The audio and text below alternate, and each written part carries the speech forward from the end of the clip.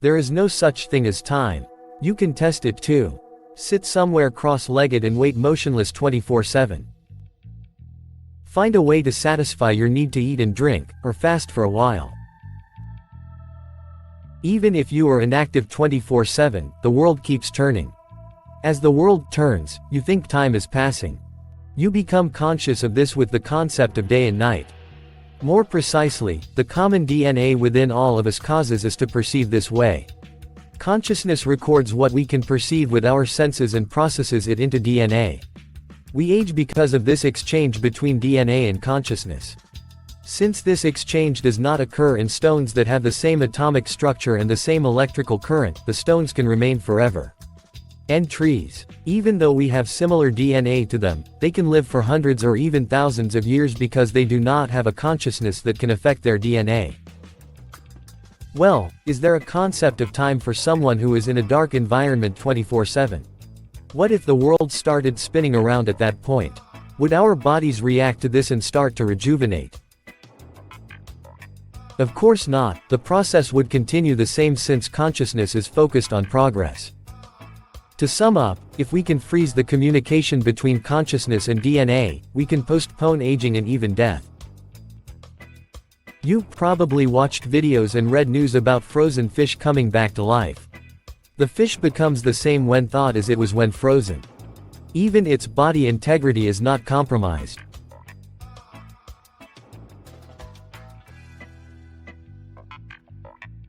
Think about that. The sperm are kept frozen at -196 degrees and ready for fertilization. There is a cryonics company that claims to use this technology on dead people. This is the saying, but I think it applies to people who are about to die, not to the dead. Just like a fish coming to life, they are waiting to be revived after a century or a millennium. In the meantime, this came to my mind. I think it is not possible to create a human being using the materials, minerals, etc. in this world. So, does this indicate that human beings could have been transported here from somewhere else in these tubes? I recommend watching the movie Passengers.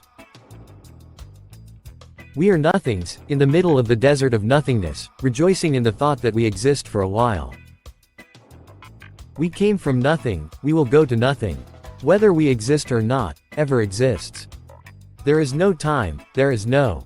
I don't know if there is a way to get out of this nothingness, but even if there is someone who can do it, that is the real God. Consciousness does not arise spontaneously in nothingness. Maybe what they make us swallow is the universe as a huge nothingness created for us. In that case, everything is just an image dream. It is highly probable that we are a simple software like in The Matrix, Interstellar and Westworld series Sad Face.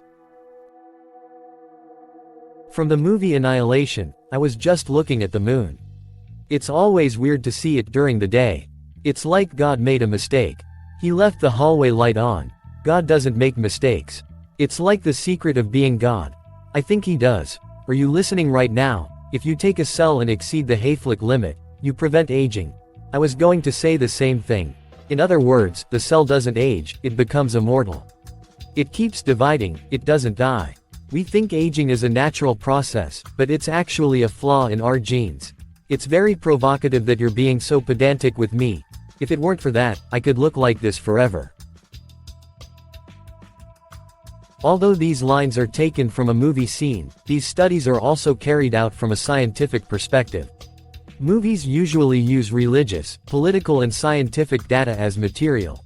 It is up to us to receive the messages in these and expand our horizons.